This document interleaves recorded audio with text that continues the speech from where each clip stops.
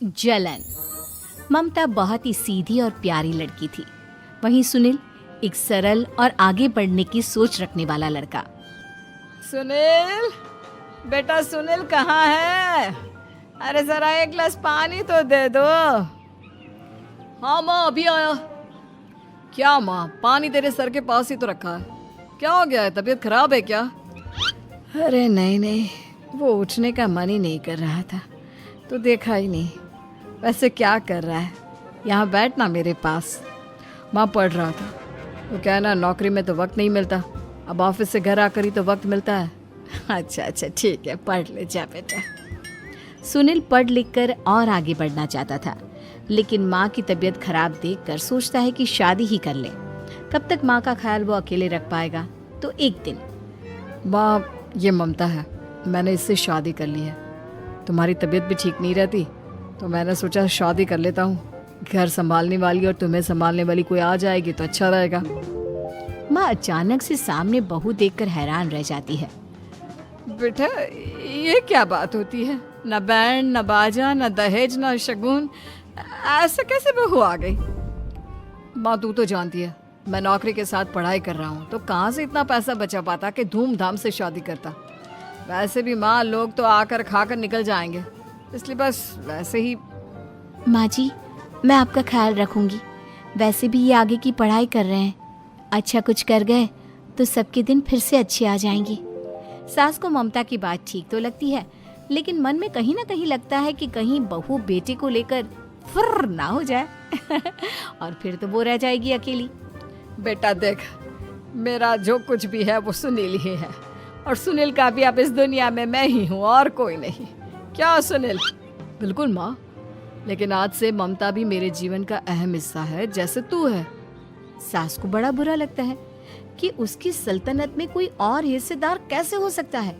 कैसे कोई और उसके 30 साल के बेटे की जिंदगी में अचानक से आकर बराबर का हिस्सेदार बन सकता है।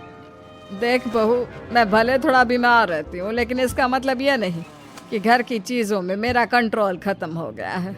मैं आज भी इस घर की रानी हूँ, समझी? बेटा सोचता है कि ये माँ को अचानक से क्या हो गया। कल तक जो माँ कहती थी कि जिंदगी का कोई भरोसा नहीं, वो अचानक से जंग के मैदान की झांसी की रानी कैसे बन गई? माँ क्या हो गया? सब ठीक है ना? अचानक कैसी बात कर रही हो? ममता का आज पहला दिन है, स्वागत करो उसका।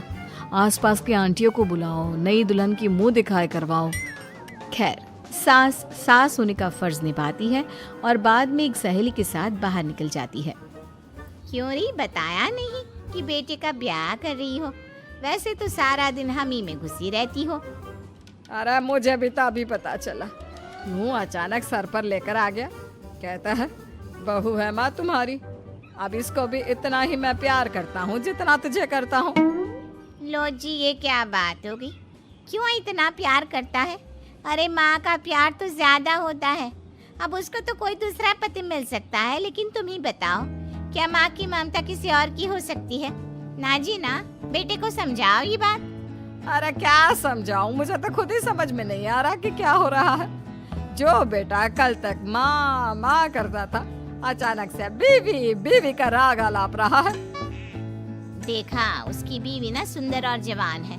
सुंदरता के आगे तो एक से एक नहीं टिके, तो तेरा बेटा किस खेत की मूली है? सास को भी समझ में आ जाता है कि बहू की सुंदरता के आगे माँ का प्यार किसी काम का नहीं।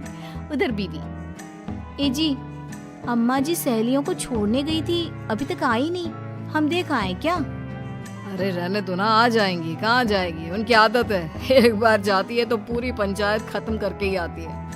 अच्छा ही है, खाना वाना खा कर गई होगी। छोड़ो ना, घूमेगी तो खाना पचेगा, नहीं तो ऐसे ही खाट पकड़ लेगी। बहू भी शांत हो जाती है। उधर सास सोचती है कि आज थोड़ा देर से ही घर जाती हूँ, जब बेटा परेशान होकर ढूंढेगा तब मजा आएगा। बीवी को खुद ही पता चल जाएगा कि माँ के आगे उसकी दाल नहीं गलेगी।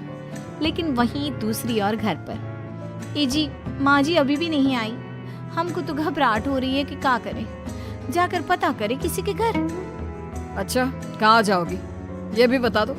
पहला दिन है तुम्हारा इस घर में और एक ही दिन में मोहल्ला छानोगी क्या? हाँ, तो आप भी तो नहीं जा रहे हैं ना, हमको फिक्र हो रही है। अरे यार, ये रोज का है अम्मा का, खाओ और सो जाओ। बस फिर क्या था।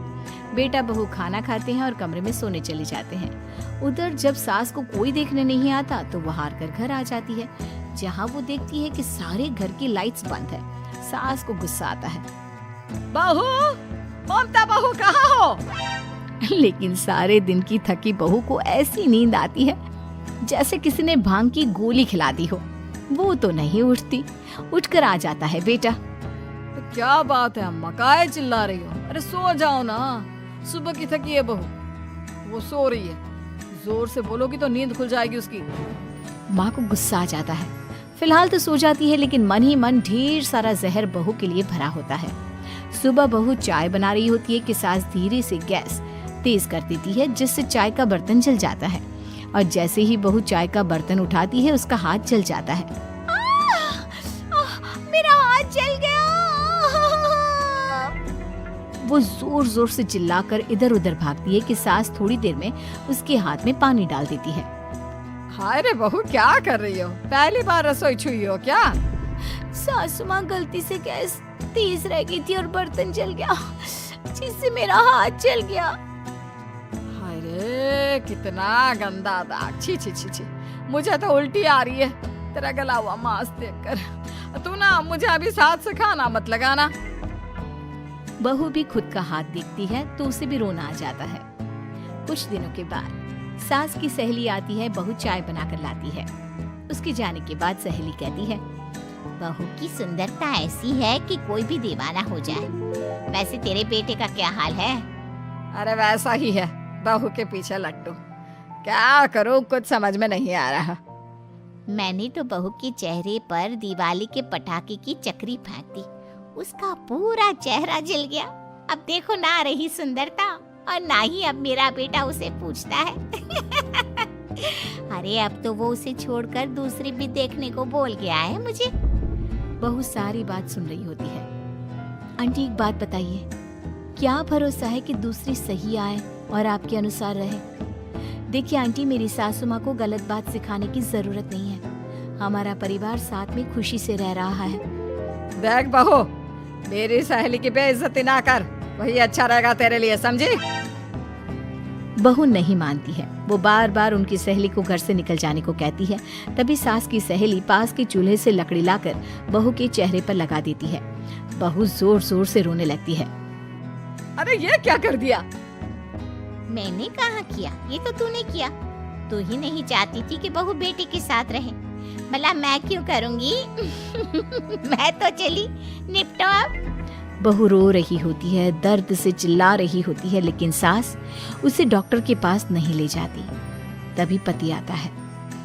क्या हो गया ममता? ये दाग कैसे लगा? तुम कैसे जली? ममता कुछ नहीं कहती, बस दर्द से करा रही होती है। पति माँ की तरफ देखता है। हो ना हो माँ, ये पक्का आपका काम है। आप ही ममता से जला करती थी ना। देखना माँ, अब पुलिस आएगी, केस बनेगा, लेकिन पहले मैं ममता को अस्पताल लेकर जा रहा हूँ। सभी अस्पताल जाते हैं, जहाँ डॉक्टर ममता की सास से कहते हैं, आपने तो नहीं जलाया ना बहू को? अब ममता की सास के तो पसीने छूट रहे होते हैं। वो घबरा कर कहती है, ना ना डॉक्टर साहब, कैसी बात करते हैं? हम क्या जलाएंगे अपनी बहू को? डॉक्टर ममता के पति से पूछते हैं, देखिए, क्योंकि ये ससुराल में जली है तो मामला पुलिस का बनता है, तो आप पहले पुलिस को बुलाइए, तभी इलाज पूरा होगा। सास डर जाती है कि अब तो बच्ची जिंदगी जेल में ही रहना होगा। रहने दीजिए ना, पुलिस को क्यों बुलाना? सारी हंसी खत्म हो जाएगी जब पुलिस के डंडे पड़ेंगे। बहू को जलाना भले ही बहुत आसान हो, लेकिन उसके बाद सारी जिंदगी जेल की हवा खाना। सास डर जाती है।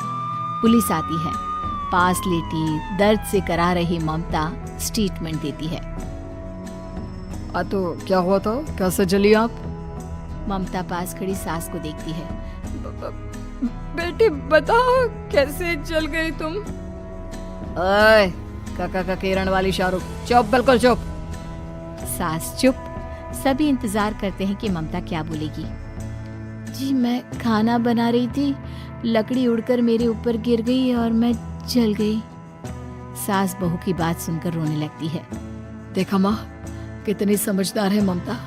ये चाहती तो, हाँ बेटा, ये चाहती तो मैं आज जेल में होती। मुझे माफ कर दे, मैं आगे से अभी कभी ऐसा नहीं करूंगी। बहू के साथ मिलकर रहूंगी, मुझे माफ कर दे।